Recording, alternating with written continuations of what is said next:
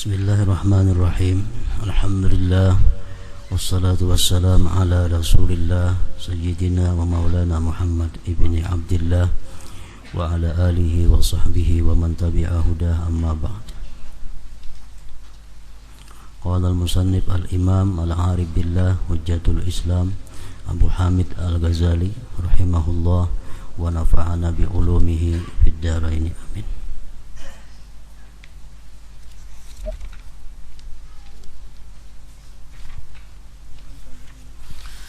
Bab kedua tentang cara amal-amal perbuatan zahir dari salat, mulai dengan takbir dan apa yang sebelumnya.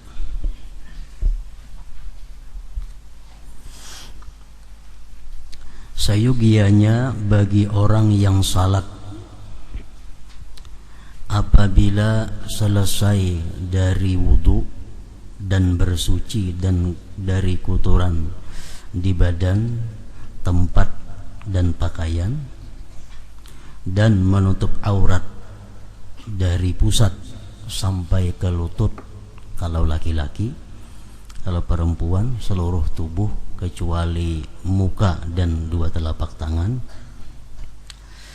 Nah, sesudah selesai itu untuk tegak berdiri dengan menghadap kiblat.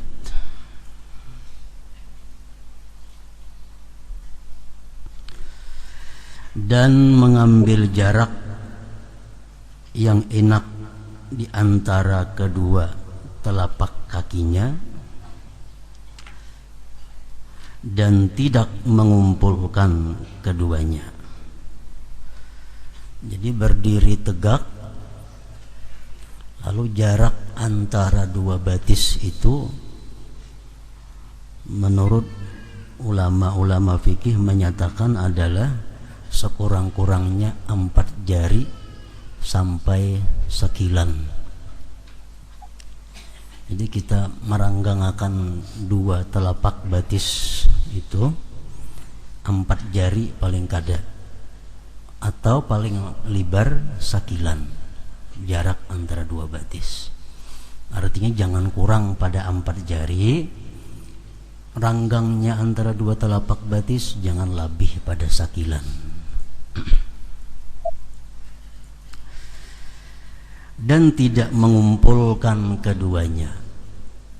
Artinya dua batis itu jangan besantuk. Nah, kalau ada pawaknya, jadi batis ini berait, dua telapak batis berait. Nah, jangan macam itu, ranggangakan. Dan tidak mengumpulkan keduanya. Sesungguhnya hal itu termasuk sesuatu yang menunjukkan atas fikih seseorang. Artinya hendak mengetahui orang itu berilmu atau kada, sembahyangnya itu itihi dua batisnya kayak apa inya ma'andak. Bilanya bahasta-hasta parak, nah berarti kada berilmu orang itu. Atau batisnya betatai wara santok kiri lawan kanan, nah itu menunjukkan orang kada berilmu. Kalau orang berilmu itu mesti ma'andak batisnya itu 4 jari ranggangnya, atau paling ranggang sekilan.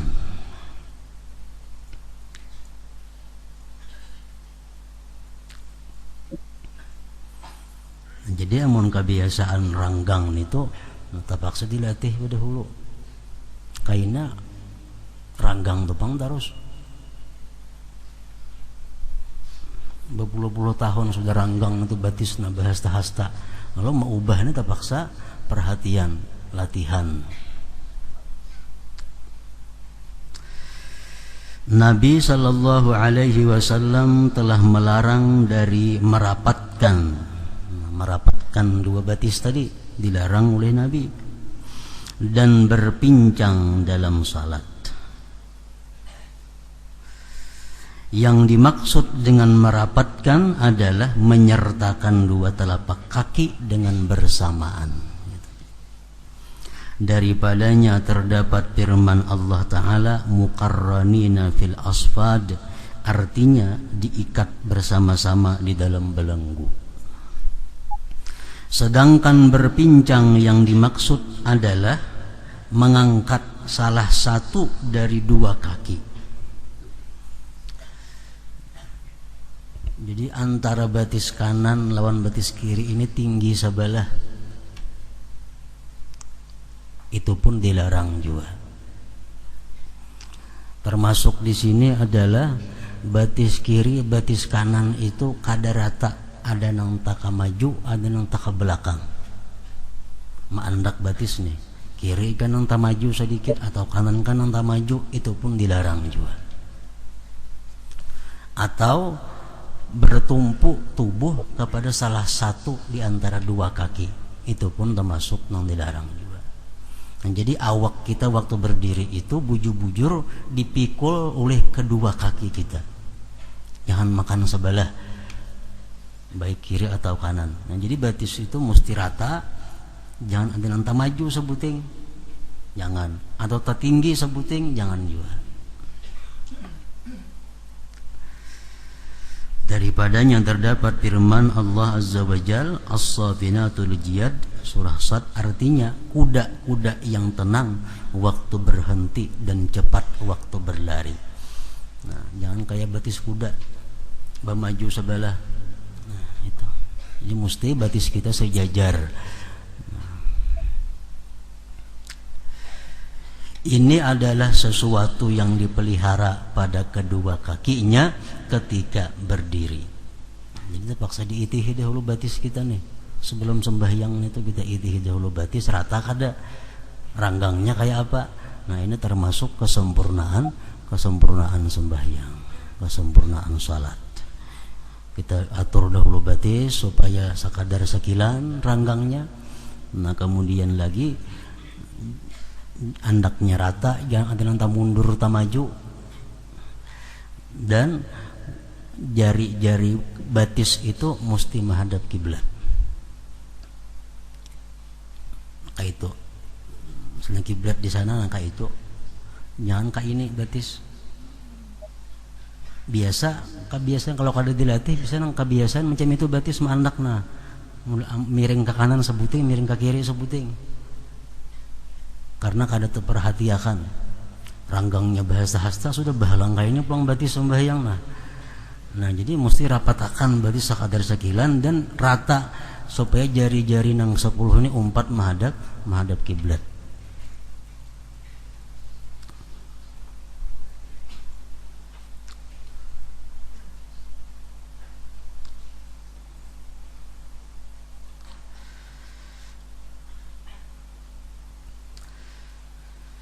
Dan ia memelihara terhadap kedua lututnya dan tulang belakangnya untuk tegak lurus.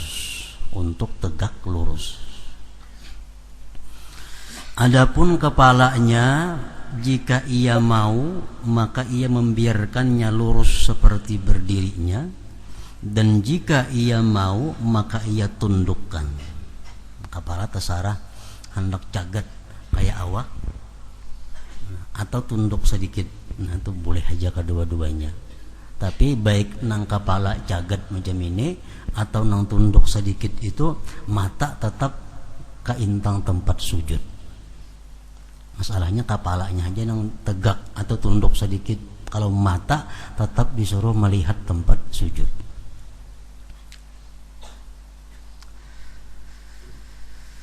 Menundukkan itu lebih mendekatkan kepada khusyuk dan lebih memejamkan pandangan.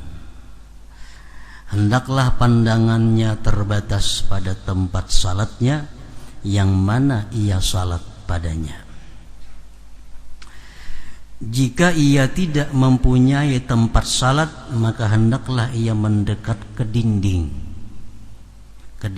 atau hendaklah ia menggaris dengan garis, karena hal itu memendekkan jarak pandangan dan mencegah terpecah belahnya pikiran. Dan hendaklah ia menahan pandangannya dari melampaui tepi tempat salatnya, dan batas-batas garis, amunnya di garis. Misal sembahyang di tanah, kalau ada besangu pasahapan, kalau ada apa garis. Jadi mata kita jangan hendak lewat daripada garis itu. Hendaklah ia terus menerus pada berdiri, demikian juga sampai ke ruku tanpa menoleh ke kiri atau ke kanan. Ini adalah adab berdiri sembahyang itu. Apabila berdirinya telah lurus menghadap dan menunduknya, demikian juga maka hendaklah ia membaca. Sudah berdiri tegak, batis sudah rata, jarak antara dua batis sudah pas tadi sekilan atau kurang sedikit, maka hendaklah ia membaca Qul a'udzu birabbin nas sampai habis. Itu sunat. Surah An-Nas. Artinya katakanlah saya mohon perlindungan kepada Tuhan manusia sampai seterusnya. Maksudnya agar membaca surat An-Nas untuk menjaga diri dari syaitan. Karena kita membaca surat An-Nas itu syaitan lari berjauh daripada kita.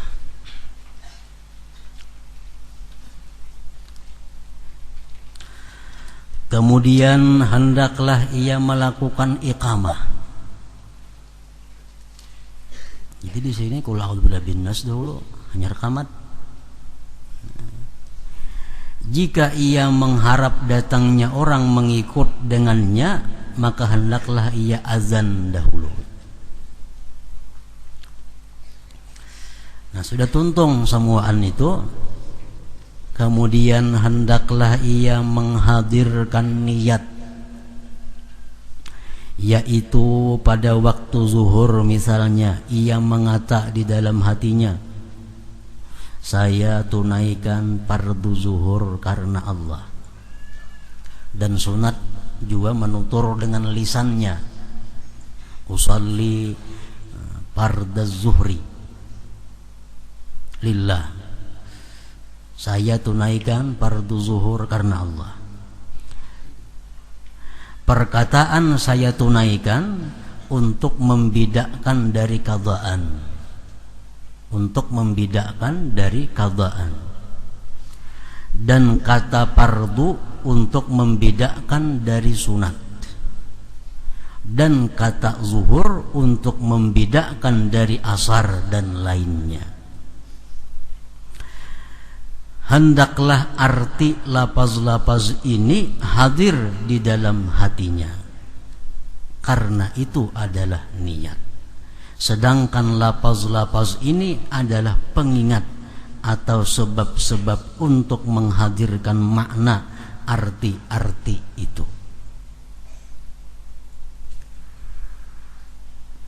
Jadi di dalam niat itu nang wajib ada 3 menurut mazhab kita.